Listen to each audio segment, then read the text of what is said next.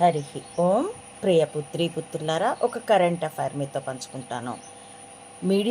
Social media పుట్టించిందో, కోర్టే సృష్టించిందో నాకు తెలియదు, కానీ ఏదైనా కేసుల్లో, అవి క్రిమినల్ కేసులైనా లేక సివిల్ కేసులైనా, అప్రూవర్ నేరగాడు కాస్త అప్రూవర్ అయిపోతే, అంటే ఒక బృందం మొత్తం నేరం చేసింది, అందులో ఒకడు మేము ఎలా నేరం చేస్తామో చెప్పేస్తాను అంటూ అప్రూవర్ అయిపోతే వాడు కాస్త సాక్షి అయిపోతాట.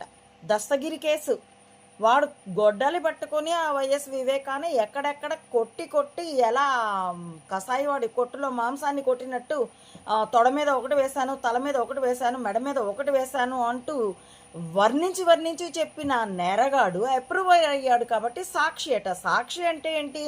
నేరం చెయ్యకుండా నేరం జరుగుతూ ఉన్నప్పుడు చూసినవాడు సాక్షి.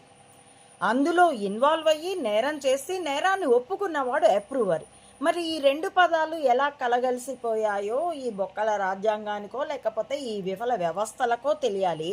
అలా అంతకుముందు దస్తగిరి అయినాడు, ఇప్పుడు విజయసాయి రెడ్డి అన్నవాడు కూడా సాక్షి అయిపోతూ ఉన్నాడో లేదా అయిపోయాడో, ఇది ప్రాసెస్ అని సోషల్ మీడియా ప్రచారిస్తూ ఉంది.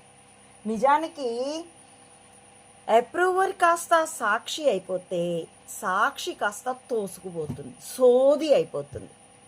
కాబట్టి mister Jagan, check yourself. మొనాటనస్గా అన్ని కార్యక్రమాలు ఒకే మోసలో ఉండేట్టుగా ఆ ఈశ్వర్ అనే ఒక్కడికి ఏకఛత్రాధిపత్యం ఇచ్చేస్తే ఇష్టారాజ్యంగా అది తన చుట్టూ సజ్జలో, జొన్నలో ఇట్లాంటి తృణధాన్యాలన్నీ కోటరి అట. తృణం అంటేనే గడ్డి అని అర్థం. ఈ తృణధాన్యాలన్నీ తన చుట్టూ కటనట. అలాగే ఈ సాక్షి కాస్త ఈశ్వర్ పరం అట. నైనా జగన్, సూదితో బట్టలు కుట్టాలి, గుణపంతో నేలంత అవ్వాలి. సూదితో నేలంత అవుతాను, గుణపంతో బట్టలు కుడతాను అంటే నడవదు. సాక్షిగానే ఉండాలి అంతే తప్ప అప్రూవర్ అయినంత మాత్రాన సాక్షి అయిపోడు. అలా అనుకుని భ్రమల పాలైతే after losing that time you'll be nothing. That's all. Check yourself mister Jagan.